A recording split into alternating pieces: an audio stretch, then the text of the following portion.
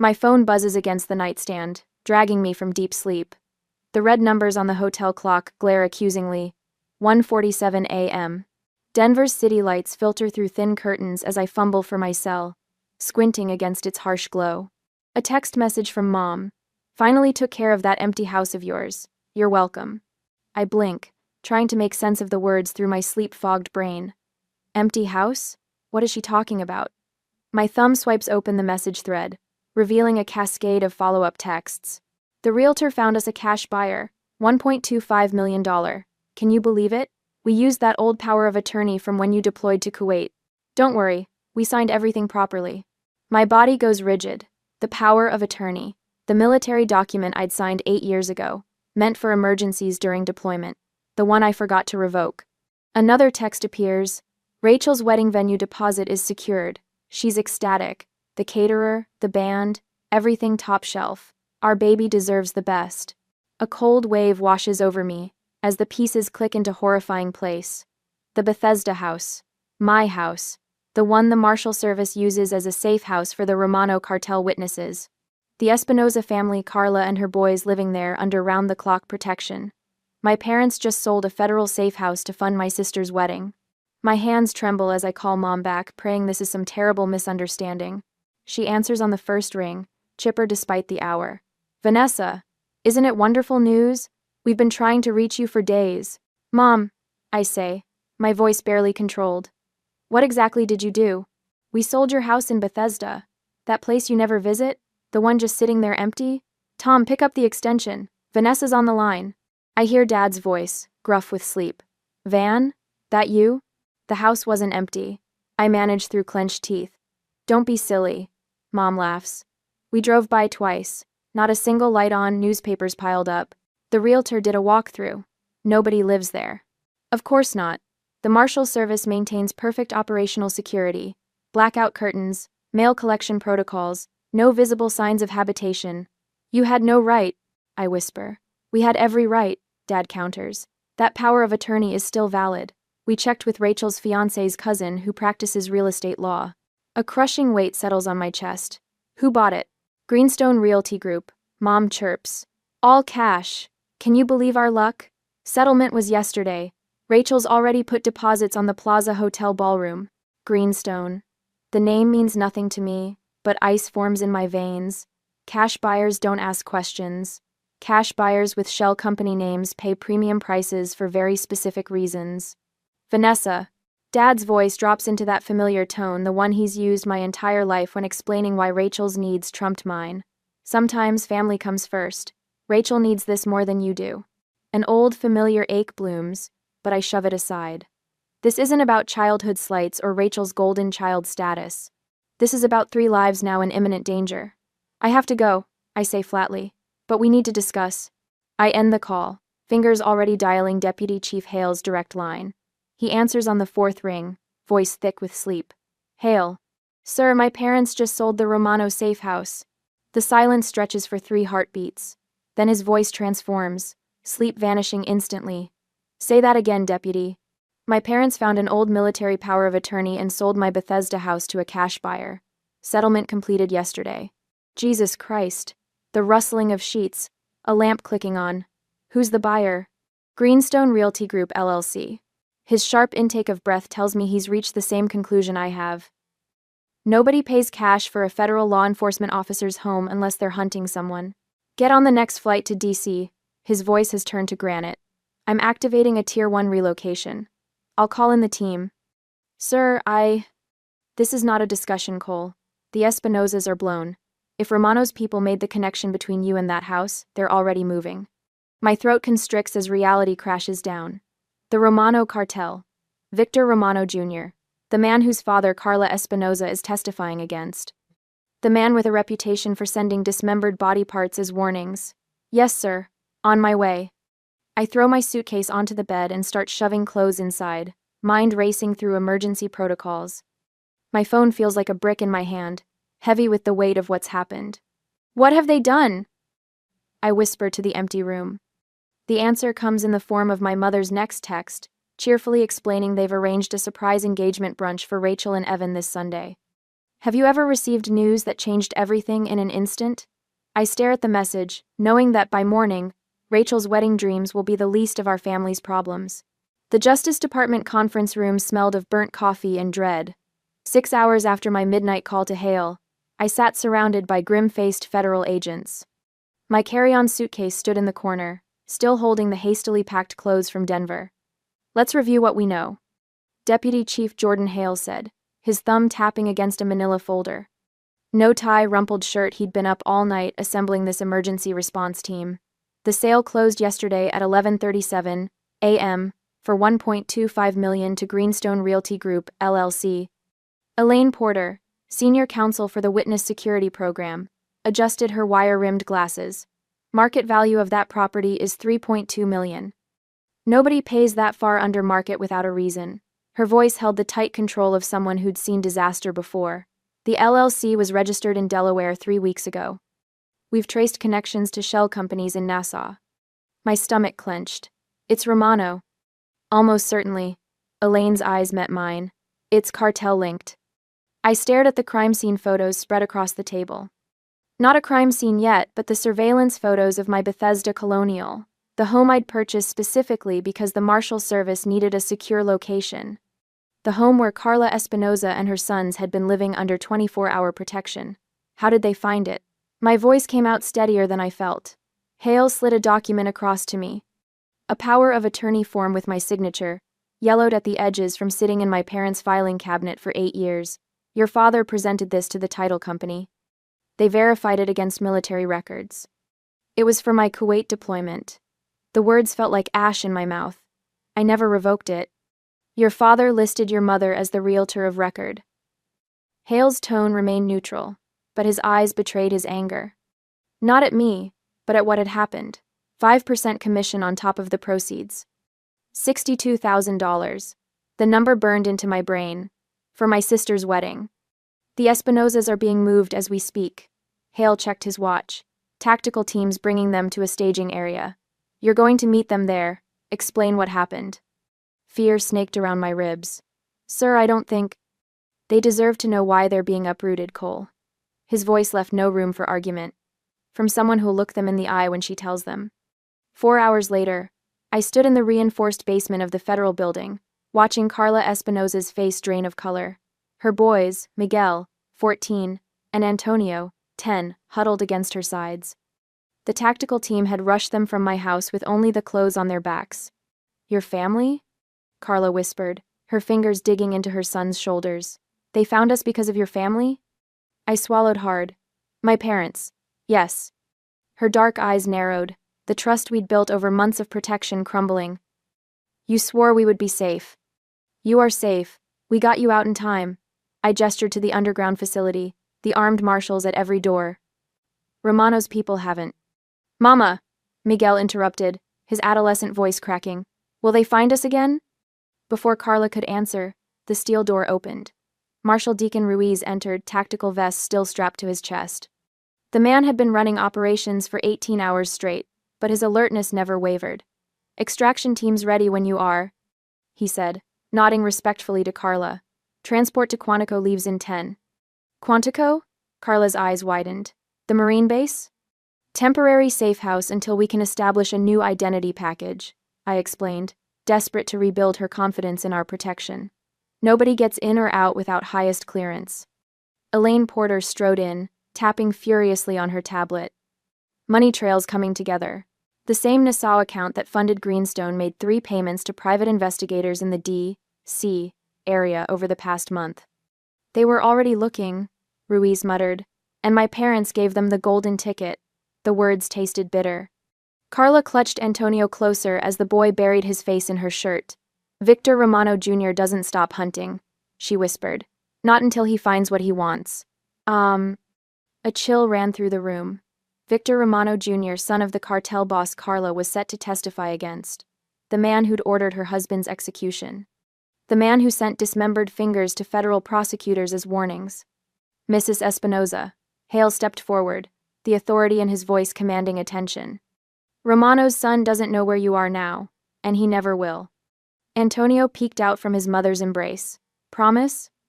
The question hung in the air, A child's simple request for security that none of us could absolutely guarantee.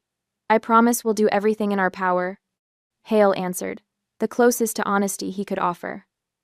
3 hours later, I watched from the federal building roof as the armored convoy departed for Quantico.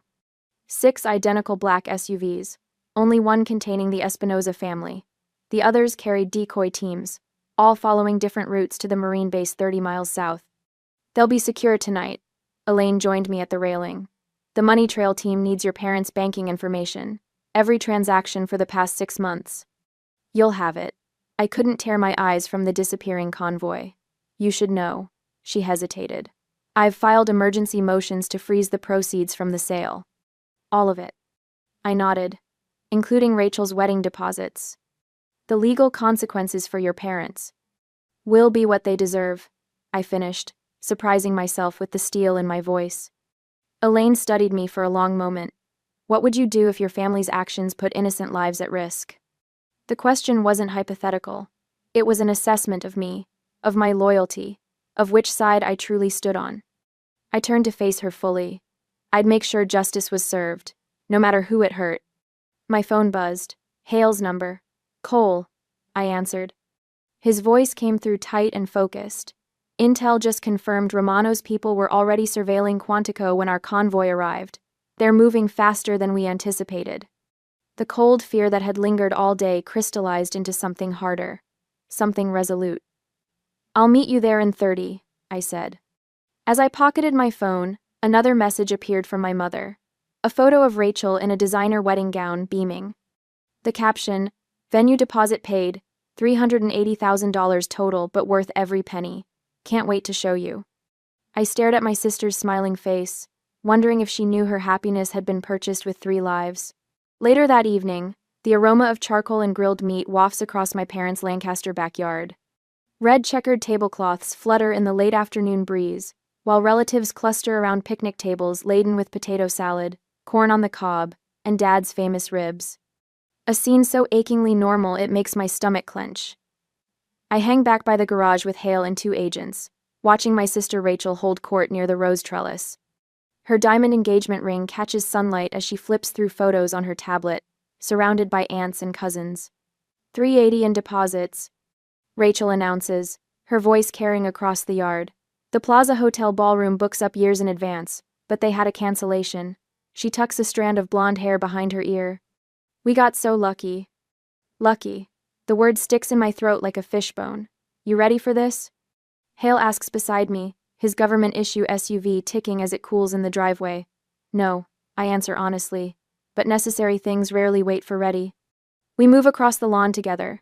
Conversation dies and ripples as heads turn. My cousin Brenda's plastic cup freezes halfway to her mouth. Uncle Frank's eyebrows climb toward his receding hairline. Rachel spots us last, her smile vanishing when she registers my expression and the strangers flanking me. Mom emerges from the kitchen, wiping hands on her apron. Vanessa! You made it after all. Her voice trails off as she takes in Hale's grim expression. Who are your friends, dear? Hale steps forward, badge already extended. Deputy Chief Jordan Hale, U.S. Marshal Service. We need to discuss the Bethesda property. Dad appears from behind the grill, beer in hand. What's this about, Van? The yard has gone cemetery quiet. Even the birds seem to pause their singing. That house wasn't just mine, I say, keeping my voice measured despite the fury churning beneath. It was a federal safe house protecting witnesses in an active cartel investigation. Dad's beer slips from his fingers. The bottle shatters against the patio stones, foam and glass spraying across his deck shoes. That's impossible, Mom sputters. We didn't know. Clearly, Hale cuts in. Otherwise, you wouldn't have sold federal property to a cash buyer without asking questions. Rachel pushes through the circle of relatives. What does this have to do with us? The house was empty. It wasn't empty, I say. The witnesses were temporarily relocated for a court appearance. They were scheduled to return tomorrow. This must be a misunderstanding, Dad insists, his face flushing crimson. The realtor assured us. Where did you find this realtor? Agent Grayson interrupts, notebook already open. Mom's hand flutters to her throat. Miriam Blackwell introduced us at Rotary Club. I mentioned Vanessa's empty house in Bethesda. You talked about my house at Rotary Club? The betrayal slices deeper. A house you knew I rarely discussed? You never visit it, Rachel snaps. It was just sitting there empty while I've been scrambling for wedding funds. My cousin Brenda tries to usher the children inside as the tension mounts. Uncle Frank mumbles something about grabbing another beer. Nobody moves. You should have told us about the witnesses, Dad says, finding his footing. This is on you, Vanessa. The accusation hits like a physical blow. You used an expired military power of attorney to sell property that wasn't yours to sell. We had every right, Mom insists, the lawyer said. Which lawyer? Hale demands. Rachel's fiancé's cousin, Mom says, her certainty wavering. He practices real estate law in Pittsburgh. Rachel steps forward, tears welling. You're ruining my wedding over your stupid job. $380,000 in non-refundable deposits. The dress alone cost... Rachel, I interrupt. 3 people's lives were endangered. Children. We didn't know, Mom wails. Hale clears his throat. Mrs. Cole, our investigation has revealed that Greenstone Realty Group LLC, the company that purchased the property, is owned by Victor Romano Jr. The name falls like a grenade into the barbecue. Even Rachel goes silent. Victor Romano, Dad repeats slowly, as in, the cartel family? The very same, Hale confirms. Agent Torres, would you show them the warrant? Torres steps forward with an official document. This is a federal seizure order for all proceeds from the sale of the Bethesda property, including any funds already dispersed or spent. Rachel's face drains of color. But my wedding. Federal funds take precedence over wedding cakes, Hale says without sympathy. From across the lawn comes the sound of a car door slamming. Rachel's fiancé Evan strides toward us, his golf polo pristine, sunglasses perched on his head. What's going on? He asks, sensing the tension. Rachel texted something about the feds and money. Agent Torres hands him a copy of the warrant. He scans it, jaw tightening. Is this for real? He asks, looking from Rachel to my parents, then to me. You're telling me the wedding money came from a house sale to drug dealers? Evan, we can explain. Rachel begins. No thanks. He tosses the papers onto the picnic table. I'm not starting my life with cartel money and federal investigations. Call me when this mess is straightened out. He turns and walks back to his BMW. Evan, Rachel chases after him across the lawn. You can't just leave. Dad sinks onto a bench, suddenly looking every day of his 64 years. This isn't just about money, is it? He asks quietly. No, Mr. Cole, Hale answers. Witness protection breaches carry criminal penalties. My phone buzzes. Marshall Ruiz's name flashes on the screen. I answer, stepping away from my disintegrating family gathering. Cole, I answer. Ruiz's voice is tight with urgency. We have a situation at Quantico. Romano's people were spotted surveilling the facility. My blood runs cold. Tell security not to engage. I'm coming in. I end the call and turn back to the barbecue.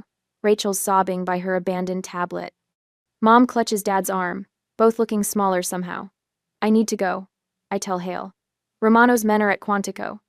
He nods once, professional mask firmly in place. Agents Torres and Grayson will continue here. I'll drive you. As we head for the SUV, Mom calls after me. Vanessa, please, your sister needs you. I pause, one foot already in the vehicle, and look back at my family surrounded by half-eaten barbecue and federal agents. The question surfaces unbidden in my mind. At what point does family loyalty reach its breaking point? For me, that moment just arrived. The convoy glides through midnight streets, headlights cutting ribbons through fog that hangs like funeral shrouds. 3 black SUVs with federal plates, no sirens, no flashers. Nothing to announce our presence as we smuggle the Espinoza family away from a sanctuary that no longer exists. I check my watch. 3:17 a.m. We've been moving for 20 minutes. In the back seat, Carla clutches her younger son Miguel to her chest, his 10-year-old body curled against her like a question mark. 14-year-old Luis stares out the window, jaw muscle twitching beneath skin pulled taut across his cheekbones. His eyes reflect passing streetlights, flashes of gold in darkness that reveal nothing of his thoughts. How much longer? Carla whispers, her accent thickening with exhaustion. Another 40 minutes to the airfield, I answer, keeping my voice low. Then a direct flight to the new location. Luis turns from the window. Will they find us again? His voice cracks, betraying the man-child facade he's been maintaining. Beneath the teenage stoicism lurks a terrified boy who has already witnessed too much cartel violence. The question hangs between us. I could offer platitudes, empty reassurances that federal protection is impenetrable, but this family deserves better than comfortable lies after what my parents have done. I meet his eyes directly. Not while I'm alive. The promise settles around us like armor. Deputy Chief Hale, driving the lead vehicle, signals a turn. We follow, sliding deeper into residential suburbs that sleep unaware of the life and death drama passing through their streets. My phone vibrates against my hip. Dad. The fifth call tonight. I silence it without looking. At the airfield, Marshal Ruiz oversees the loading procedures, his massive frame silhouetted against floodlights.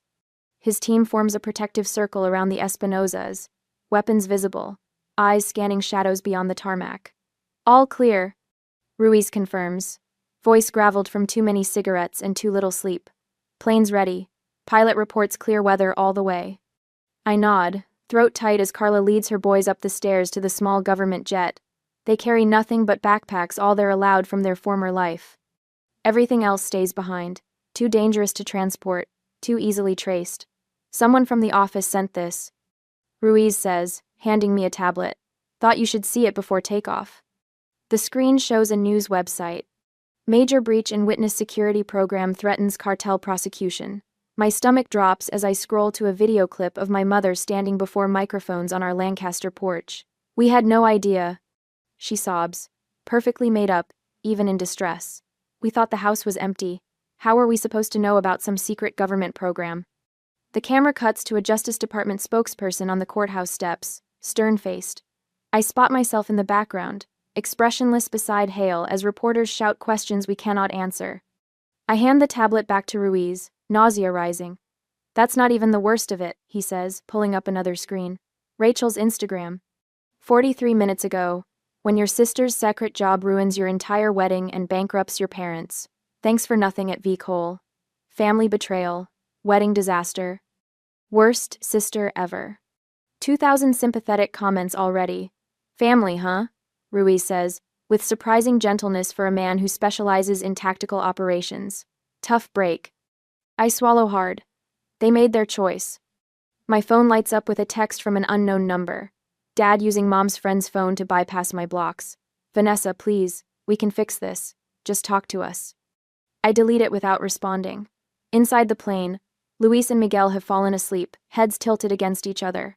Carla watches me enter, her dark eyes knowing. She spent 2 years testifying against men who murdered her husband for refusing cartel demands. She recognizes the weight of impossible choices. Your family, she says softly. This must be hard. I sink into the seat across from her. They're alive, unlike what would have happened to you if we hadn't moved quickly.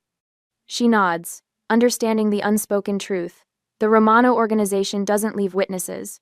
Victor Jr. has personally overseen 3 dismemberments of potential informants. In my country, Carla says, we have a saying, blood makes you related, loyalty makes you family. She reaches across the narrow aisle, squeezes my hand briefly. You have shown loyalty. The plane's engines rumble to life. Through the window, I watch Ruiz's team disperse, heading to vehicles strategically positioned around the airfield. Protection doesn't end with transport. They'll maintain surveillance until takeoff, then communications blackout for 12 hours. My phone buzzes again. Hale this time. Porter's built a solid case. DOJ is moving forward with charges against your parents. 6 counts, including obstruction of justice and endangering federal witnesses. I press my forehead against cool glass. And Romano? Junior was spotted at 3 locations near Quantico yesterday. He's accelerating the search. Porter thinks he paid your parents' realtor a finder's fee of $50,000. The betrayal deepens like a knife twisting. $50,000. A fraction of what they made from the sale. Blood money they took without question. Hale continues. We've got round-the-clock security at the courthouse. Carla testifies next Tuesday. I'll be there. Your sister's going public again tomorrow. Morning shows, painting herself as the victim. A bitter laugh escapes me. Of course she is. The plane taxis toward the runway. Beside me, Carla straightens her son's blankets with the automatic tenderness of motherhood, her hands gentle despite the steel in her spine. 3 lives preserved despite my family's betrayal. You should know, Hale says before hanging up. Every marshal in the division has requested assignment to this case. They're calling you their betrayed sister. His voice softens. Family takes different forms, Cole. Remember that. As we lift into darkness, my phone displays one final message from Elaine Porter, DOJ's senior counsel. Subpoenas issued for Thomas and Margaret Cole. Will you testify? The question burns brighter than the plane's wing lights against night sky. Below us, the city shrinks to a constellation of distant stars, each light representing lives untouched by the Romano cartel's reach. Lives worth protecting, even at personal cost. The plane banks east, carrying its precious cargo toward safety. I type my response to Porter, each letter a commitment I cannot retract. Yes, whatever it takes. Have you ever had to stand firm when everyone expected you to back down? On the confrontation day, Pastor Bill shifts in the hard wooden chair outside the courtroom, Bible clutched in his liver-spotted hands. He spots me approaching and rises, his kind face creased with concern. Vanessa, please reconsider. Forgiveness is divine. Your parents made a terrible mistake, but they're still family. I halt, coffee cooling in my hand. My throat tightens at his familiar voice, the same one that guided me through confirmation class at 16. They put 3 lives at risk, Pastor. The youngest boy still has nightmares. He leans closer, breath smelling of butterscotch candies. They didn't know. Margaret told me they thought the house was empty. They never called to ask. The words taste bitter. They saw an opportunity for Rachel's perfect day and took it. The rest didn't matter. The callers of all. Down the corridor, my mother's attorney gestures urgently. Franklin Walsh, Lancaster's most prominent defense lawyer, with his gold cufflinks and $1,000 suit. My parents mortgaged their retirement to afford him. Your sister had to move in with Evan's parents. Pastor Bill continues. Your childhood home's been seized. Haven't they suffered enough? The courtroom doors open. Deputy Chief Hale emerges, his face a professional mask.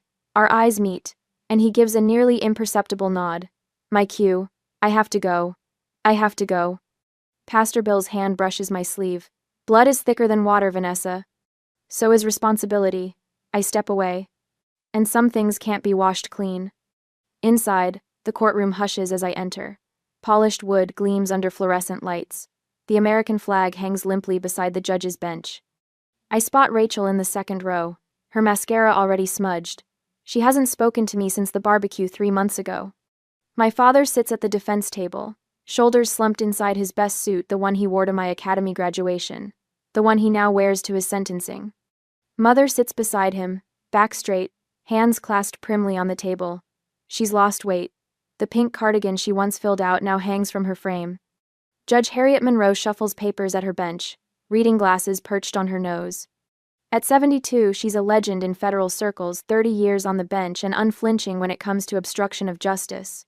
Deputy Marshal Cole. She calls, looking over her glasses. The prosecution indicates you wish to speak. I rise, smoothing my charcoal skirt.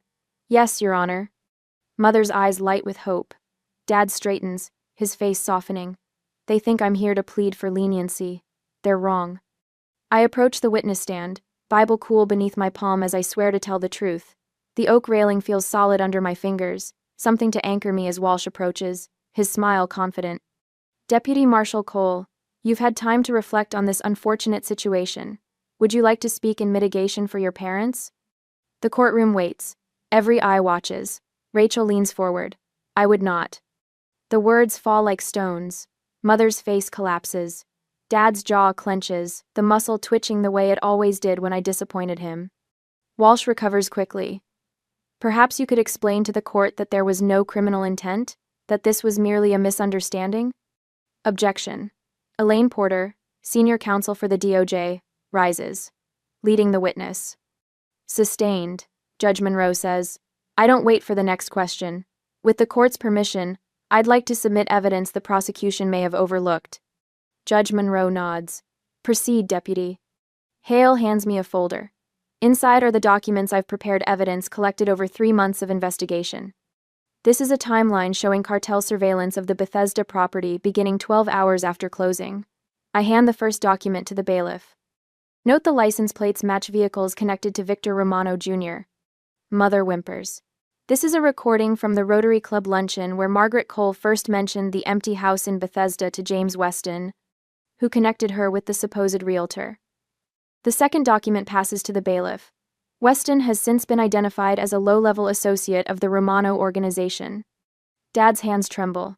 This is the power of attorney document my parents used. Page 3 clearly states it's limited to military deployment emergencies. Page 4 contains my father's initials acknowledging these restrictions. Rachel stifles a sob. And finally, I say, my voice steady despite the earthquake inside me, these are photographs of Carlos Espinoza, age 10, during emergency relocation. The psychologist's report notes, he now refuses to sleep without the lights on and experiences panic attacks when hearing Spanish spoken near him. The photographs show a small boy, eyes wide with terror, clutching a stuffed dinosaur as Marshal Ruiz hustles him through a rear exit. The second shows him huddled against his mother in a transport van, fingers pressed over his ears. Walsh blusters. Your Honor, these are clearly meant to prejudice the court. These are consequences, Mr. Walsh, I reply before the judge can. Actions have them. You may step down, Deputy Marshal, Judge Monroe says, her eyes lingering on the photographs. I return to my seat beside Hale, legs trembling beneath my professional exterior. I don't look at my parents. Can't. The sentencing proceeds with terrible efficiency. Victor Romano Sr., life imprisonment without parole. Victor Romano Jr., 22 years for witness tampering and attempted murder. The kingpin and his heir, taken down by a mother brave enough to testify. Then my parents. Thomas Cole, Judge Monroe intones. I sentence you to 4.5 years in federal prison, followed by 3 years supervised release. Dad's shoulders sag. Margaret Cole, I sentence you to 3 years federal prison, followed by 2 years supervised release. Mother's sob echoes against the high ceiling. The court also orders forfeiture of all proceeds from the illegal sale, including wedding deposits and purchases. Rachel bolts from the courtroom, door swinging in her wake. After, in the marble corridor, my extended family forms a gauntlet of accusing eyes. Uncle Dave steps forward, my father's older brother with his Korean War veteran's cap and perpetual scowl. You could have helped them, he growls. Instead you buried them. I meet his gaze. This man who taught me to fish on summer weekends at Lake Champlain. They buried themselves when they sold that house. It's just a house, for Christ's sake. It was 3 lives, Uncle Dave. A mother and 2 children who trusted us to keep them safe. And what about your mother? Your father? His voice cracks. What about family loyalty? The question hangs between us like smoke. Behind him, cousins and aunts watch, waiting for my answer. Some principles run deeper than blood, I say finally. If that makes me cold, so be it. I walk away, heels clicking against marble. Outside, reporters cluster on the courthouse steps. Camera flashes explode as the door opens. Microphones thrust toward me. Deputy Marshal Cole, do you regret testifying against your parents? I pause, considering the question. Wind catches my hair, bringing the scent of cherry blossoms from the nearby park. Spring in D.C., life renewing while other things wither. Justice isn't about regret, I tell them. It's about drawing lines between right and wrong, and standing on the right side no matter the cost. Behind me, Marshal Ruiz appears, a silent sentinel in tactical gear. We descend the steps together toward the waiting government SUV, leaving the cameras and questions behind. What price would you put on doing what's right, even when it costs you everything? For me, the answer was simple. None at all. Morning light streams through my Arlington apartment windows. 4 years since the trial. 2 years since I watched my parents led away in handcuffs. The coffee maker gurgles in my kitchen as I button my blazer, fingertips grazing the deputy chief badge pinned to my belt. My phone buzzes. A text from Carla Espinoza with a photo attached. Her oldest son won a high school award, beaming next to his mother and younger brother. He wants to study at Georgetown Law. The message reads, said he wants to become a prosecutor. You made this possible, Vanessa. I study their faces alive, thriving, safe, and tuck the phone into my pocket. On my desk sits a single framed photograph. My military unit in Kuwait, arms linked, desert sun harsh against our squinting eyes. The day I signed that power of attorney. The document that nearly got 3 people killed. The drive to Alderson Federal Prison takes 3 hours. Security procedures another 40 minutes. Then Margaret sits across from me at a scratched metal table, orange jumpsuit hanging loose on her frame. Her hair has gone completely gray. "You look well," she says, hands folded precisely as they were at countless dinner tables throughout my childhood. "The promotion suits you." I say nothing, just slide the envelope across to her. "Another one?" She touches it like it might burn her fingers. "I've written you 6 times now." "I know." She opens it carefully, unfolding 6 handwritten pages. Her eyes scan the first paragraph, then look up. "You read them all?" "Every word." Margaret's throat works as she swallows. "When will you forgive us, Vanessa?" The question hangs between us like smoke. For 2 years I've asked myself the same thing.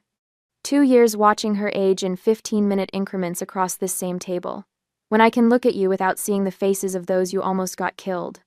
She flinches, eyes dropping to her hands. "We didn't know." "You didn't want to know," I correct her. Rachel's wedding mattered more than asking why I owned a house I never visited. Thank you for watching. Outside, visitors hug their loved ones in the parking lot. A child squeals with delight as her father swings her high. Family, such a simple word for something so complicated. Back at headquarters, I lead the monthly review of active witness cases. My team presents security assessments, threat analyses, housing proposals. They're good people, committed. Not a single witness lost under our protection since I took over. Deputy Chief? Marshal Ruiz lingers after the meeting. New class starts training next week. Still want to take point on the ethics module? I nod, gathering my files. Schedule it for Thursday morning. The training room fills with fresh faces, crisp uniforms, eager eyes. I stand before them, their attention absolute. You'll protect witnesses from professional killers, organized crime, terrorist cells. I tell them, but that's the easy part. Confusion flickers across their expressions. Sometimes the hardest part of this job isn't protecting witnesses from strangers, it's protecting them from the people we love. From your roommate who mentions your odd hours to a friend, from your spouse who resents the secrets, from your parents who think they know what's best for your property. 500 Wada. Their faces sober with understanding. Later, Hale finds me at the window overlooking the D.C. skyline. Monuments lit against the evening sky. "Saw you signed off on tomorrow's prison transport," he says, joining me. "You ever think about reconciling with them? Before their sentences end?" I watch a plane blink its way toward Reagan National. They valued $1.25 million more than 3 lives. I say finally, if that makes me cold for walking away, so be it. Some duties run deeper than blood.